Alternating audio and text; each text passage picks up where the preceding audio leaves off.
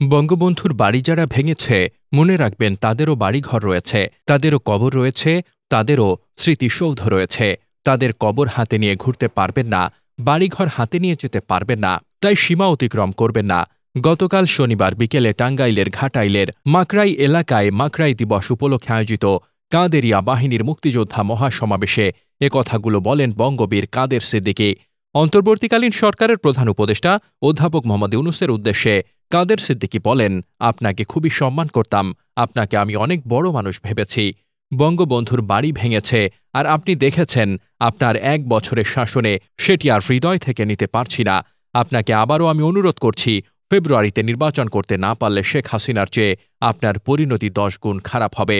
এনসিপির আহ্বায়ক নাহিদ ইসলামকে ভেবেচিন্তে কথা বলার আহ্বান জানান কাদের সিদ্দিকী। তিনি বলেন, কে একজন বলেছেন বঙ্গবন্ধু জাতির পিতা নন। বঙ্গবন্ধু যদি জাতির পিতা না হন, তাহলে আপনার পিতাকে, কোনো সন্তানের পিতা না থাকলে সে সন্তান সম্মানী সন্তান হয় না, সে সন্তান কুলাঙ্গার হয়।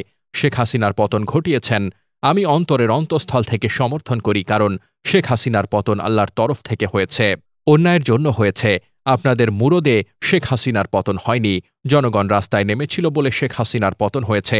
কিন্তু আপনারা যদি শেখ হাসিনার বিরুদ্ধে অন্যায় করতে চান, আমি কাদের সিদ্দিকী বেঁচে থাকতে তা হতে দেব না।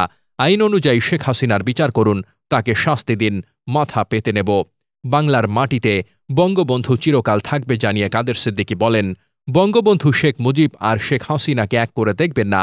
মুক্তিযুদ্ধ ও বাংলাদেশ শেখ হাসিনাকে এক করে দেখবেন না।